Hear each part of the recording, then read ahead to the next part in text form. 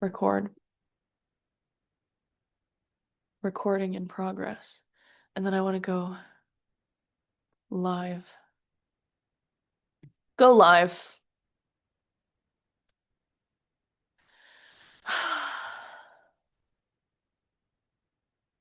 Allow this time. I don't like how this. Okay, we're gonna move this back.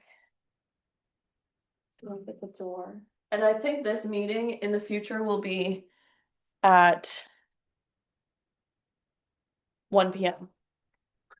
instead of 10 a.m. because the other people want to Sleep in. know. No. The Zen Center uses this space for private meetings. Yeah, from like 10:30 to 11:30 or like Okay. Oh, 10:45 to 11:45, which helps me pay my rent. So, great. oh, they're renting it from you. Yeah. Yeah. A bunch of people are going to be renting from me. Okay. Good enough for who it's for. Oh, add a title. Yeah, I want to have a title. Um, Speaking Spirit Speaks. Spirit Speaks. Aria distills.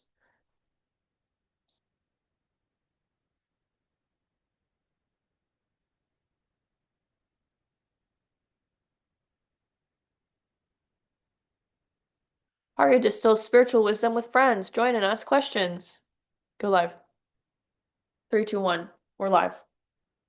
Yay! Welcome to Spirit Speaks.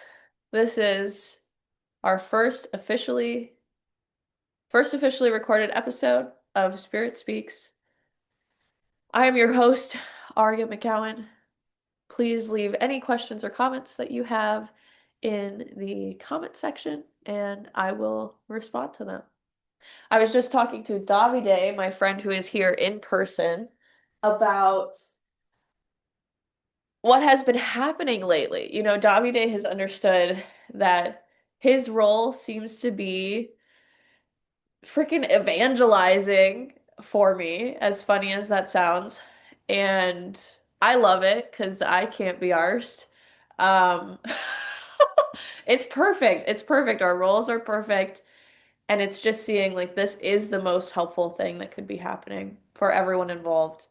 So, for example, we're talking to our friend last night at the restaurant after jujitsu and that sort of thing. And I had been projecting onto this person the whole time up until this point, that they didn't like me, didn't want to include me in the conversation, were just not interested in me even as a friend or anything like that, like just did not want to talk to me. Davide starts talking to them about spiritual stuff. And I chime in, right? Davide and I study together and have a great kind of like teacher pupil relationship, right? Understanding this is a holy relationship where we are both learning, right? I am learning by teaching. Davide is teaching by learning. It's perfect. So anyway, so I chime in and all of a sudden our friend is so engaged and is so interested and is writing stuff down and taking notes. And it really just bolstered my confidence as a teacher so much. And at one point, he made the comment and he said, "You should be teaching this." And I said, "Oh, I do, actually." So I just wanted to share with Davide. I was reading part of the Course in Miracles last night after I got home. And the part that I read was about teachers and their pupils. So this is page 1571 if you're following along. It says, when pupil and teacher come together, a teaching learning situation begins. For the teacher is not really the one who does the teaching. God's teacher speaks to any two who join for learning purposes. The relationship is holy because of that purpose, and God has promised to send his spirit into any holy relationship, which I thought was great. And then we have a clarification. A holy relationship in which both can look upon the Son of God as sinless. So a holy relationship is any relationship where two people are coming together and joining for the purpose of seeing each other clearly, for the purpose of seeing God's Son as sinless, as opposed to seeing God's Son as guilty, fearful, defensive, vulnerable, separate, etc., etc.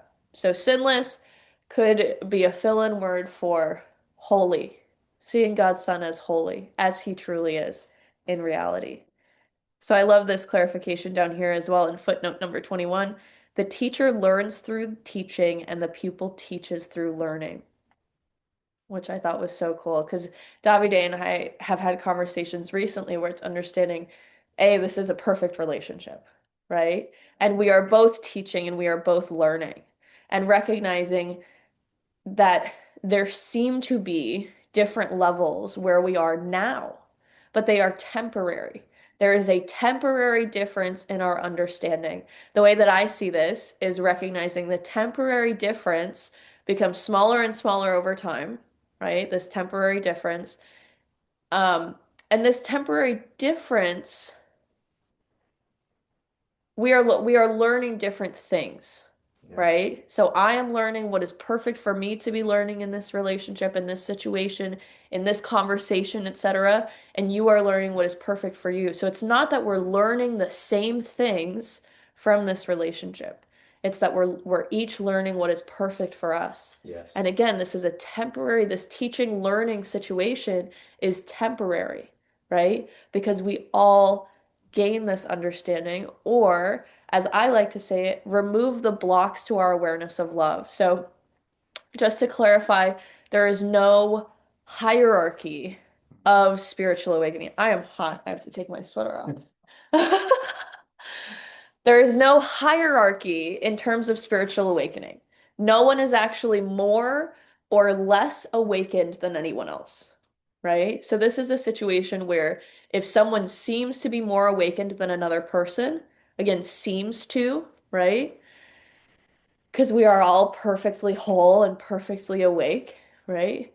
All that they have done is remove some of the filters blocking their awareness of love, Mhm. right? So I may seem to be more awakened than someone else. All that that symbolizes, all that's really going on is that my perception may be clearer, Mhm. right? I've cleared some of my blocks to my awareness of love's presence, right?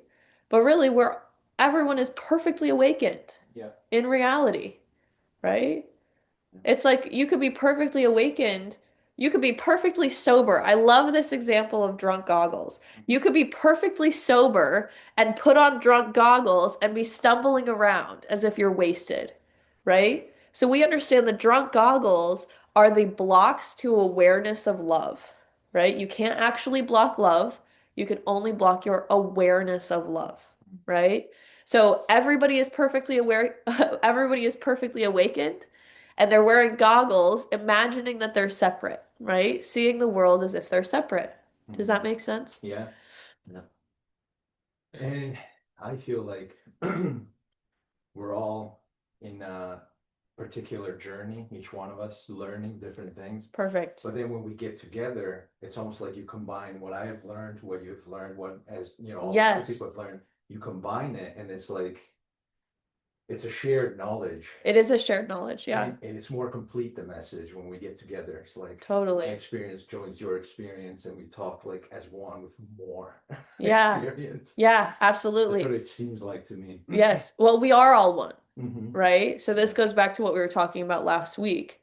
To catch you guys up, we were talking about how it seems like we are all individuals in this dream of the world, and yet we are all one, right? So it's understanding how do we look at this to help it feel more practical, because as an abstract, as a spiritual philosophy and as a feeling, it feels correct, right? But to make it applicable, to help us understand it, to provide an analogy, to make it easy to teach, right? So one of my favorites that I've heard is from Rupert Spira, and he talks about the analogy that I told you, Davide, of instead of looking at it as we have 70 different people all looking at the same room, right? Understand that there is one of us looking at 70 different rooms. Does that make sense? So think of it like a surveillance room where they have a bunch of TV screens on the wall, right? All looking at different perspectives, all looking at different rooms.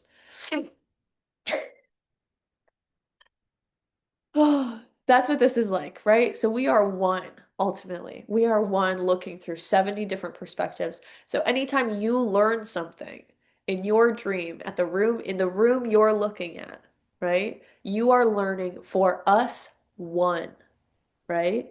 Which is why when you seem to get together with people, right? When you seem to get together with people, you realize that this learning is synthesized for all people. So my teacher described this to me. One day she was saying, wow, Aria, you're so young and you seem to understand these things so concretely, right?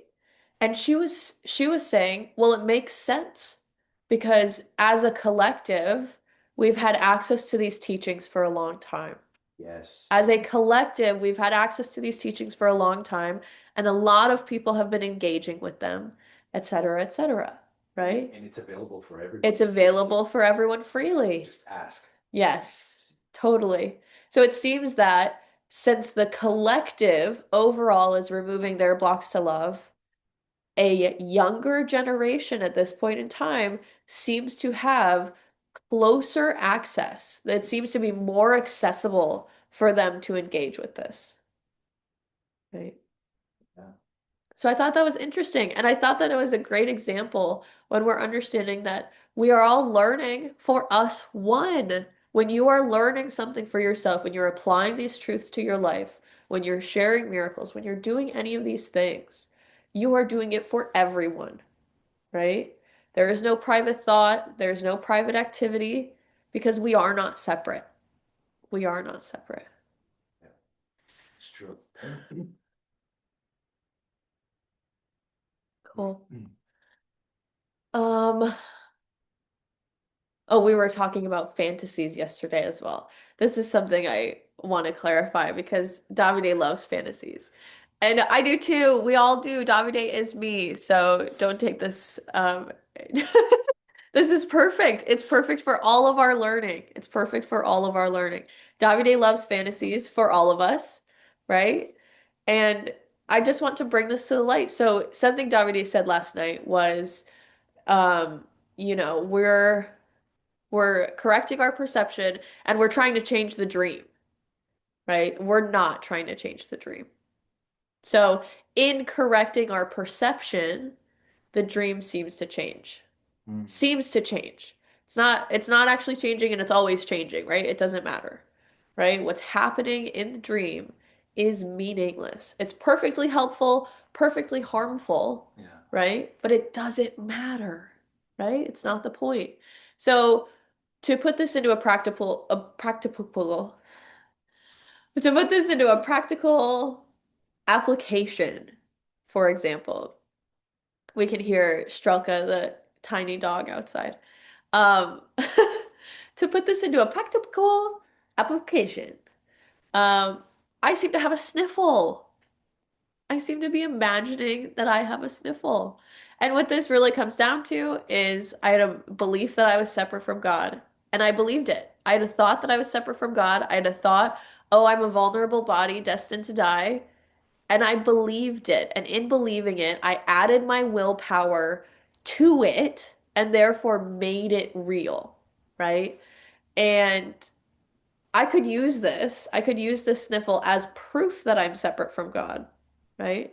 Or I could use this sniffle as a cue, right? As a cue, a trigger for me to bring it back to the truth, right? So every time I have a sniffle, every time I notice a symptom that I have created with my all-powerful mind, I say, oh, that's so adorable. I'm not separate from God. You can't convince me with this sniffle that I am, right?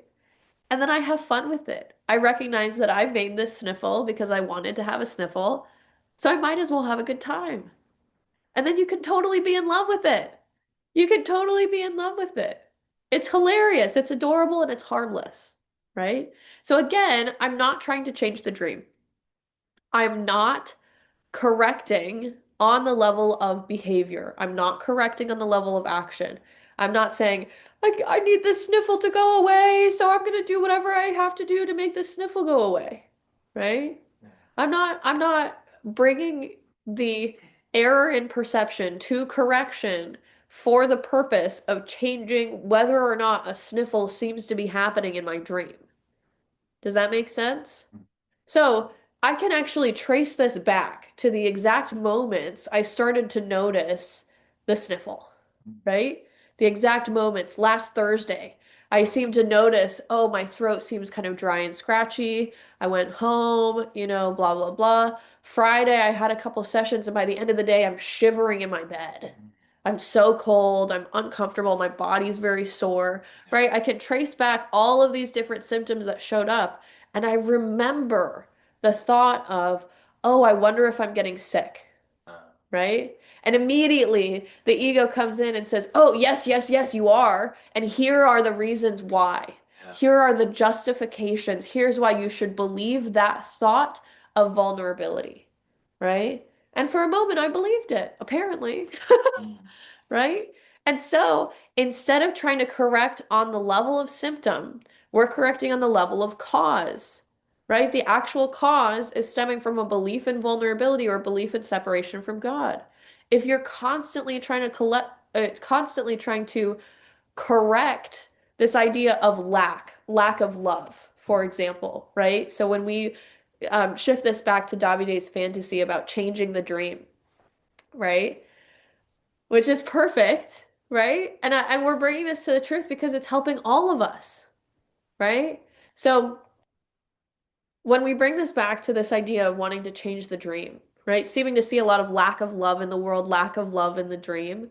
When we bring this back to the truth, right? When we choose to see this clearly, we recognize there is no lack of love. There's Mm. nothing that needs to change except how we're seeing the world, Yeah. right? So, and also understanding, oh, even if a lack of love seems to be happening, why? The lack of love is not caused on the level of behavior.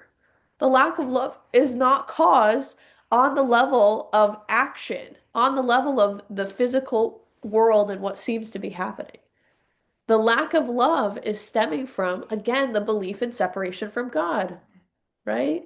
In all of our brothers, or in our brothers who seem to be expressing it. Does that make sense? Oh yeah, yeah. So it's understanding those brothers who may be, again, seeming to cause lack of love in the world, right? They seem to be believing, right? Which, again, they are not separate from me. So there are areas where I am seeming to believe that I am separate from God. And again, if you watched my Foundations of Truth series on YouTube, my first episode, I dive into this understanding you are not separate from God. If you do believe yourself to be separate from God, you are unsafe. If you are unsafe, you want to be safe, right? You are fearful of the world. You are defensive of yourself because again, you want to regain a sense of safety. Does that make sense? Yeah. So, understanding that all of these people who seem to be defensive, who seem to be harmful, right? They also seem to be vulnerable, and they are defensive because they are imagining vulnerability, right? They are harmful or hurtful because they are imagining vulnerability, right? And similarly, if you are imagining someone else as vulnerable, you are imagining yourself as vulnerable, Yeah. and therefore justifying defensiveness, justifying harm to your brother. But again, the harm does not happen on the level of action. The harm does not happen to the body. The harm happens on the level of belief. You are making your brother vulnerable on your level of belief, right? On your level of belief of separation from God and separation from yourself. Does that make sense? Yeah. Yeah. Yeah. I've been working on that lately, is seeing things as they truly are and sending like the truth, a reminder, like, brother, remember who you truly are. I send this energy now. And yeah, because ultimately, like, they whatever action, whatever they create with it with their own mind is they linger to that energy. It's like they create the energy and then the energy will come back to them. I'm trying to send like a love now in a reminder of, like, brother, remember who you truly are in spirit and come back to the love, you know? Just come back to Yeah. the But again, peace, I the just want good. to, that's a great sentiment. You know what I mean? That's a Mhm. beautiful thought. I just want to remind you, they are not separate from you. You are making them, right? So if, and I am making them, right? If I seem to be noticing that in my experience, I am making it, right? So understanding we don't need anyone to change their minds. If they seem to change their minds, perfect. That means that you're changing your mind, right? You are making everything that you seem to be seeing, right? So if you seem to be seeing people not seeing themselves clearly, that is a symbol that is showing you how you are not seeing yourself clearly, right? So understanding when you bring the corrections to your own mind, again, coming back to our previous discussion topic, the correction is being made for all of us, right? So this is where it comes to changing the dream, right? Is understanding we are making corrections on the level of our own beliefs. So start looking at them as like, Understand that they are not separate from you at all. yeah, So if they seem to not be believing, or if they seem to be believing in separation, that's showing you that you are still believing in separation somewhere. okay, yeah. And so, A Course in Miracles teaches, and I love it. Hope Johnson, my teacher, talks about this all the time. One of her favorite phrases is, "What can I forgive around here? Mm. What can I forgive around here?" Right? So, forgiveness, again, in the Course in Miracles, is referring to seeing that nothing need be forgiven, seeing that everything is perfectly unfolding. Every single thing that's happening is perfectly helpful for us to see clearly, right? It's perfectly helpful, right? And so, recognizing this, right? And then how do we apply it, right? So, in the situation Davide is sharing, where he's sending positive, loving energy to world leaders and not necessarily trying to correct their behavior, but inviting them to see themselves clearly Yeah. with this positive energy. That's great. That's perfect because you're inviting them to see clearly, right?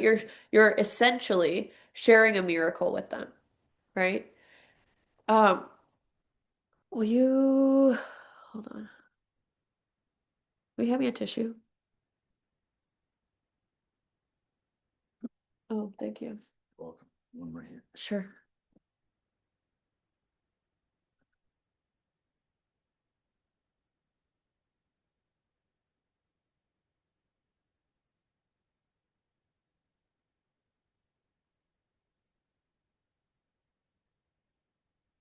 I am not separate from God.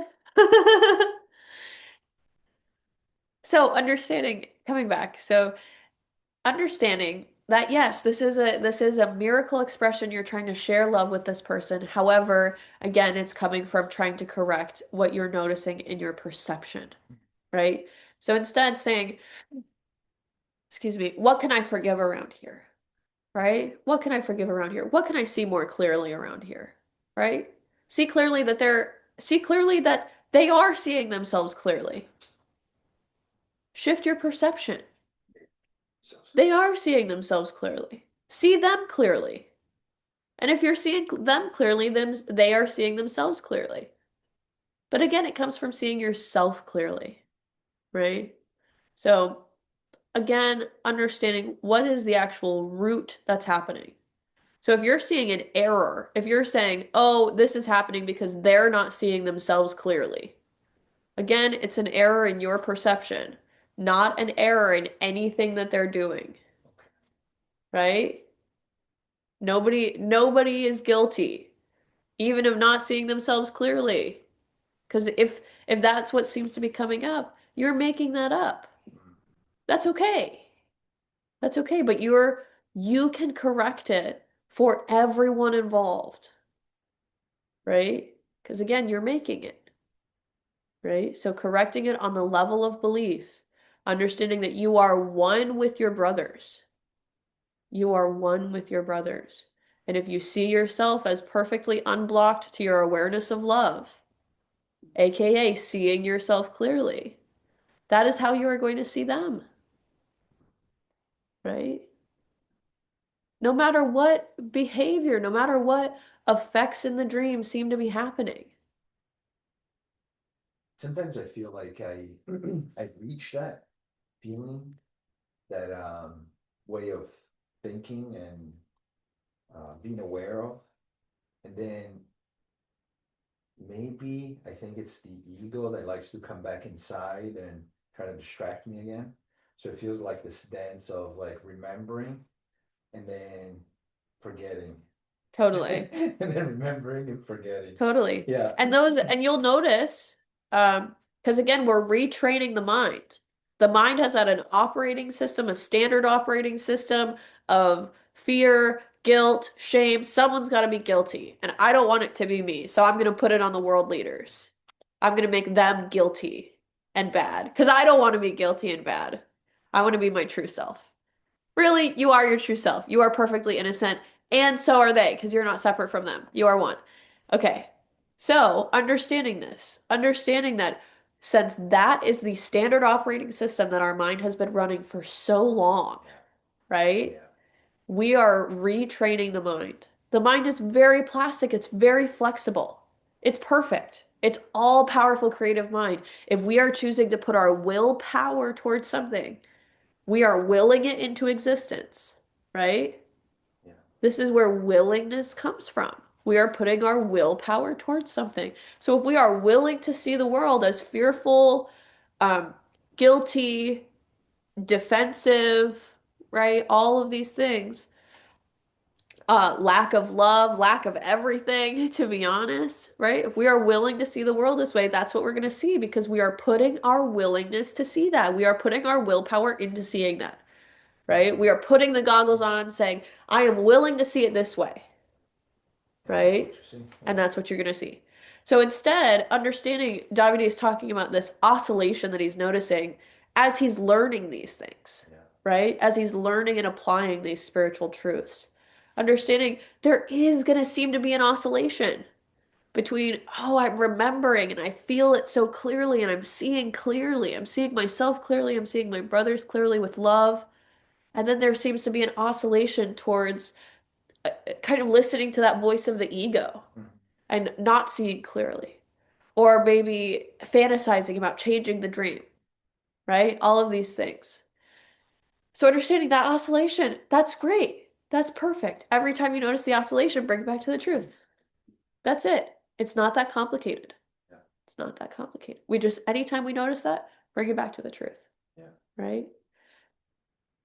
Don't let it, when we hear it, when we notice the voice of the ego, when we notice this oscillation, the key is to not let it be proof of separation, right? So you could literally say, like, oh, that does not prove that I'm separate, right? Because that's, again, that's the voice of the ego is saying, oh, well, I keep oscillating back to my old learning, right? A Course in Miracles talks about this. And I think you and I have already gone over this. We just started reading it again.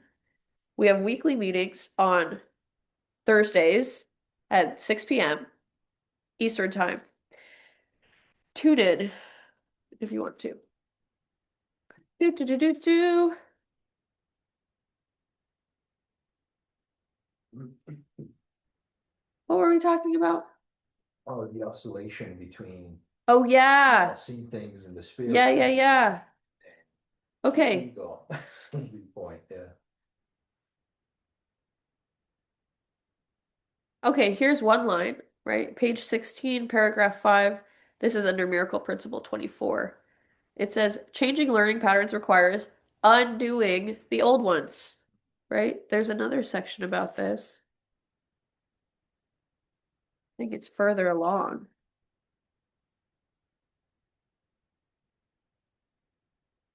Dang, we got kind of far and then we started back again at the beginning. But which is But good. it's perfect. It's Yeah. perfect for studying, to really solidify. Okay, I don't know if I'm going to be able to find it.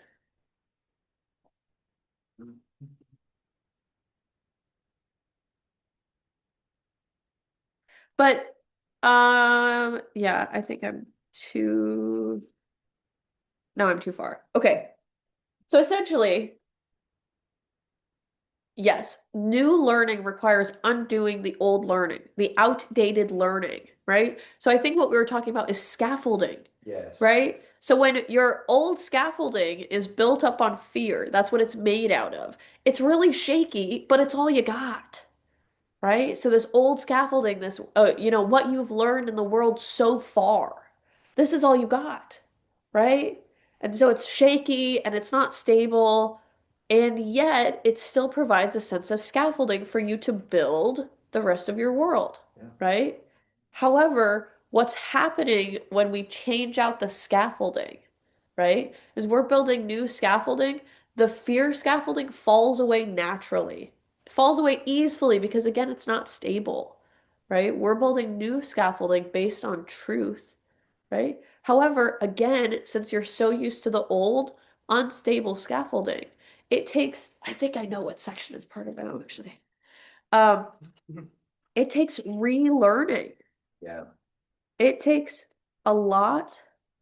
It's a training I also feel. Yes, Yeah. 100%. It is a Like mind training. like the martial It is arts. a mind training. Yes, You do it over and over. over and over. Sometimes you fail, sometimes you fall, but then you get up again. It's like, okay, let's try that again and again and again. And eventually, then you get that habit of like, okay, I see myself seeing not the correct way, so let me bring it back to the true loving way. Yes, So yeah, yeah, that's so it's wonderful. training. I love that. It totally is.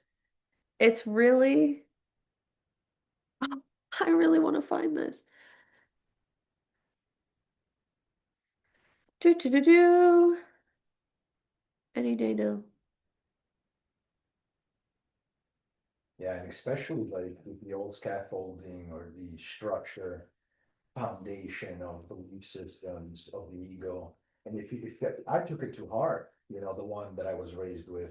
Yeah, So it felt solid. It felt like it was right. never gonna break, like Yeah, this is true. I feel it to be true. yeah. But then, going through the years, I always felt like, there's something doubt. There's some doubt here. There's something strange that doesn't make, Doesn't quite complete, translate. yes.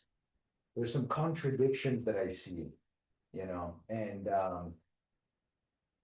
so then, yeah, it's the way that the truth came is just I prayed and prayed and asked, like, show me the truth. Yeah, Why these insecurities? Why these, like, feeling that am I wrong or is the teaching wrong? Like, what's going on yeah, here? And but just by asking and praying little by little through people, through video, through right, music, through this, through that, many sources, the truth comes.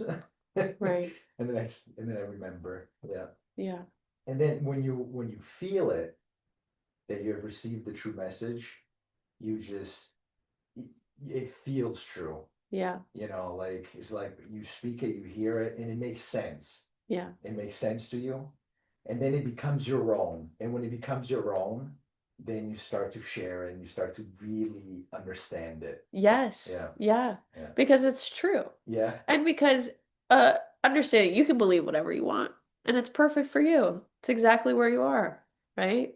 So you can believe whatever you want. You're gonna make it real, right? However, we notice that we're when we're believing the truth, it oscillates less. It's more stable. Again, over time, right? I mean, and correct me if I'm wrong, Um, but you've noticed more stability Mm. overall, right? Like we're talking about this oscillation between the old learning and the new learning, right? This like kind of oscillation between the two. And yet, how do you feel overall? Oh, now, Yeah. like with the change and the transformation, the renovation, um, I feel energized. The doubt is leaving Yes. more and more and Yeah.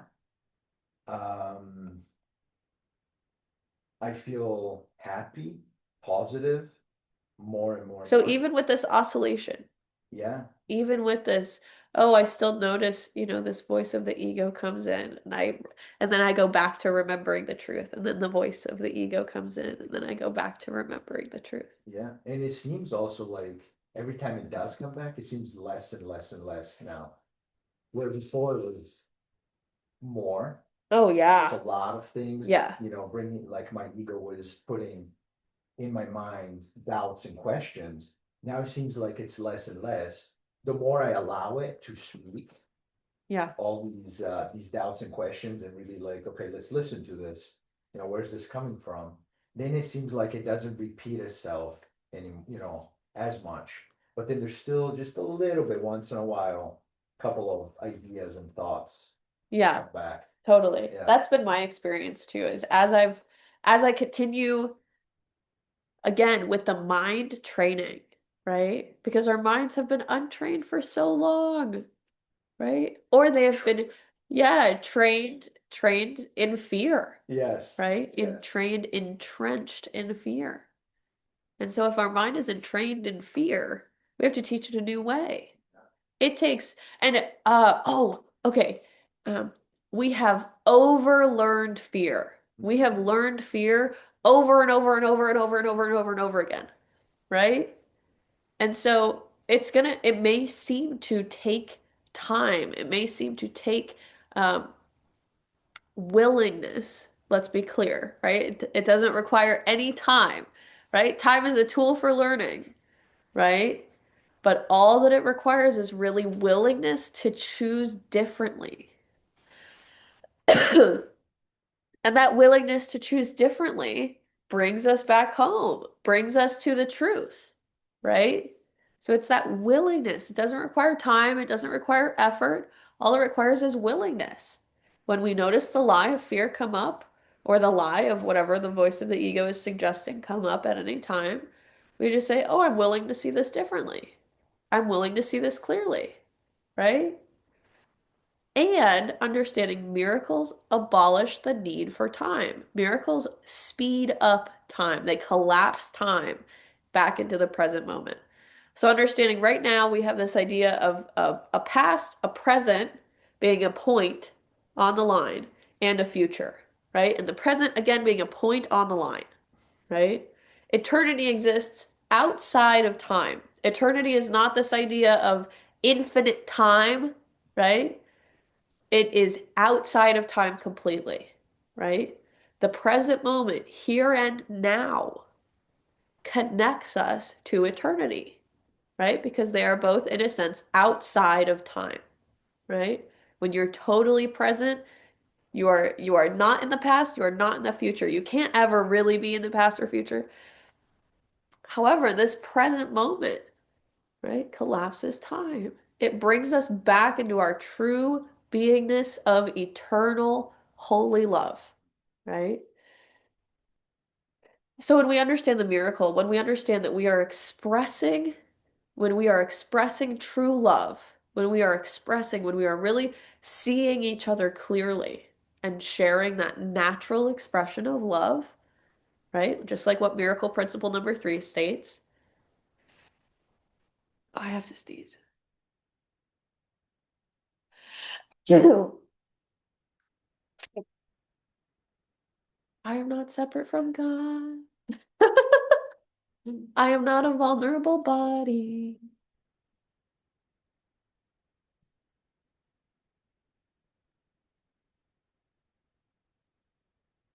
So when we have these natural expressions of love, right? This is our natural state. Our natural state is willingness to see clearly. Willingness to see clearly, right? It doesn't, time is a tool. Time is a tool just like a hammer to build your house, right? But once the house is built, you don't need the hammer anymore, Yeah. right? So understanding time is like a hammer when it comes to building your house. Once the house is done, you don't need the hammer anymore, right? So time is a tool that we use. It seems to give us the opportunity to remember, right? It seems to give us the stage on which we can remember, right? It seems to give us the stage on which we can choose again. We can choose differently, right? On on the willingness that you Yeah, said that, yeah, I it brought me back to a memory of when my father passed away, yeah, and I didn't know what was going to happen. Are we going to see each other again? Because my old belief, religious beliefs, right. um, had me thinking that way. And so I went into a depression, and I said, I just couldn't do it anymore. I couldn't like sleep enough hours. I felt miserable. I couldn't function right at work. And now I understand that it was like it's all me creating this in my mind. So I said, okay, God, I need to know what's going Yeah, on here.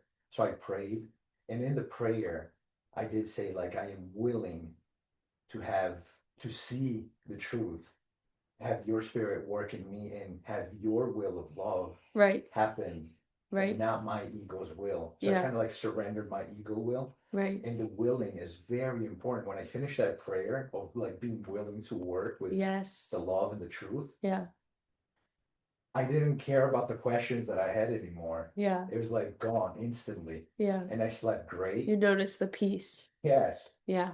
So yeah, thank you for saying that Yeah, willingness. It was, totally.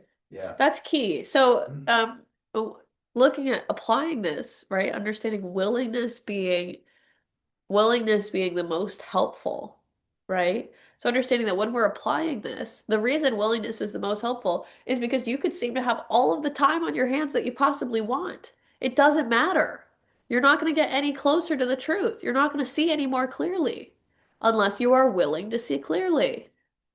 Does that make sense? So time, it's not like, oh, you just need time to figure this stuff out. You need time to understand these spiritual truths. Not at all. All that is required is willingness to see clearly, right? Willingness to see clearly. Does that make sense? Oh yes. Yeah. Yeah. Time is a tool we use That became or don't use to apply our willingness on, right? Think about it. Time is like the screen that we are projecting onto. Does that make sense? yes. Yes. And again, it's an analogy, so we don't Yeah. have to take it too seriously. I try to visualize it. Yeah, visualization can be great because really we're just synthesizing learning. We're synthesizing learning and trying to make it as applicable as possible, right? Yeah. Because if we're not able to apply the teachings, what's the fucking point, right? Abstract teachings that you can't apply, that aren't actually helpful. They're not actually connecting you with the truth, right? They're not actually correcting things, right? Because the point of this is to bring gentle corrections to the error in perception, right? So if you're engaging and we talk about this a lot, the ego loves spirituality that it can dip its toes in. The ego is going to push you away in small little ways from a spirituality that really requires you to change how you look at things. The ego wants you to imagine that you're separate because if you see that you're not separate from God, the ego has no power. The ego does not exist. You're gonna choose to take off the drunk goggles of the ego, right? Yeah. You don't want to wear them. That's what's true is you don't want to wear them. No. right? Because it's Oh, uncomfortable. I was about to say that. It You're feels good. dizzy. You hate everyone. You hate yourself because you're looking at a funhouse mirror that's all fucked up. You can tell I really take this stuff serious. Um, Well, it's because when you live these emotions, it yeah. will feel a little bit more like, Yeah, they're yeah, uncomfortable. yeah. They give you a shitty feeling. And when you're able to see it truly and you break away from those feelings, it's like, Right. oh, then you laugh about it. Wow, I Like, feel ah, amazing. I feel yeah. great, you know? Why did I choose to, to Right. go through that for So so long? Yeah. this mind training, what we're really doing is understanding we can choose differently and um, with our willpower, with our willingness, actively choosing what we're putting our willpower into, what we're willing to do, what we're willing to see, right? So it's really recognizing what do you want? Do what you want, don't do what you don't want. Do what you want, don't do what you don't want. It's as simple as that.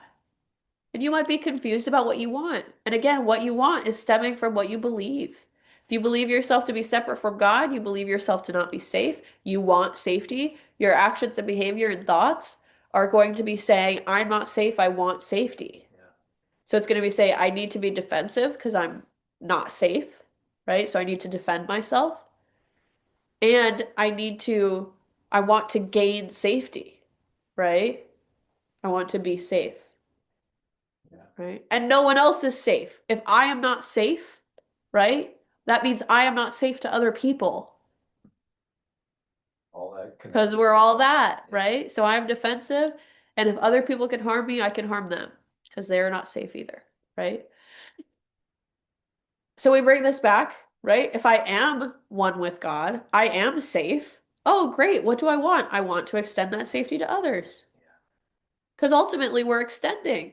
If you think about a flashlight, if you're shining a flashlight, cool, cool, cool, awesome. You put a filter in front of the flashlight. Now the flashlight is shining out blue, Yeah.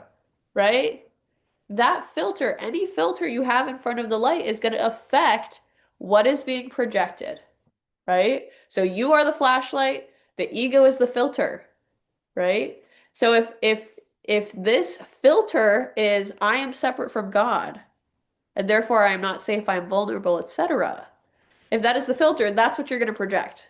That's what you're going to see. However, if you remove that filter, now you are just extending because again, we are natural extensions of God. It is our natural state to extend, to create and to extend, right?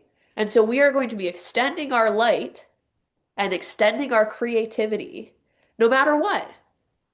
It just depends on how you are extending it. What are you extending it through? Are you extending it through truth, that you are not separate from God, that you are whole, that you are safe, that you are loved, that you are innocent, all of that you are abundant? Or are you extending it through a filter of the ego? You are not safe, you are fearful, defensive, you are lacking, you are guilty. And depending on what you're extending through, depending on the filter or the lack of filter, right? To see it clearly, all we're doing is removing the filter. You can think about this. A lot of times people talk about this in terms of self-develop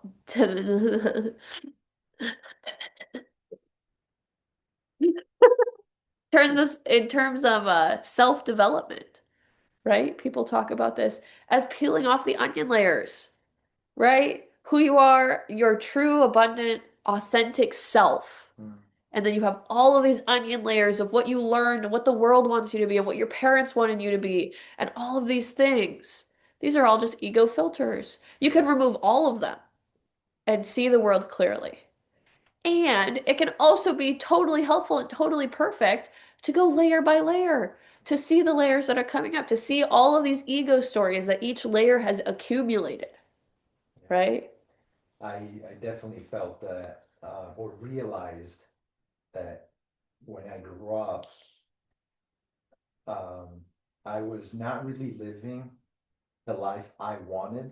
Right. but it was the life that the society Totally. wants. Totally. So I So followed those are like like get a job, ego, yeah, ego build personality do layers. this, Yeah. do that. And then I realized, like, around my maybe late 20s or 30s, it's just like a lot of these things I never wanted, but I Right. ended up doing. Yeah. Just like that's not even me wanting that. Right. And I went and I devoted years and years and work on it. Yeah. And now I'm like, why did I do that? Like, Totally. this is what I want, the Right. truth, to know the truth, To know the to truth. extend the love, to Right. remember who I am. Yeah. Which is And what that we was all really, fun. that's all we really want is to extend love.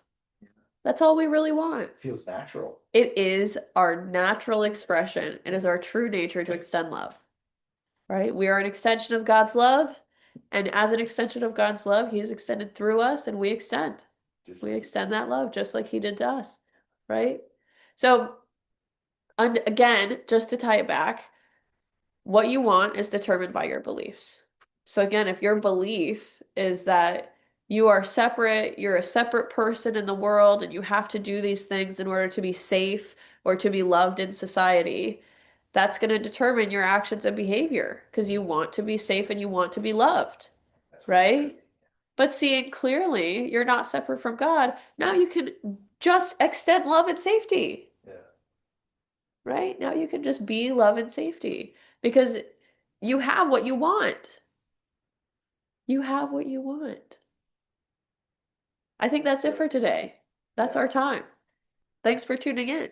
And we'll see you next week for Spirit Speaks on Sunday. Next week, we're meeting at 12 p.m. Eastern Time. Yay! You can join us in person at White River Junction, Main Street Museum, Studio 5. See you. Bye.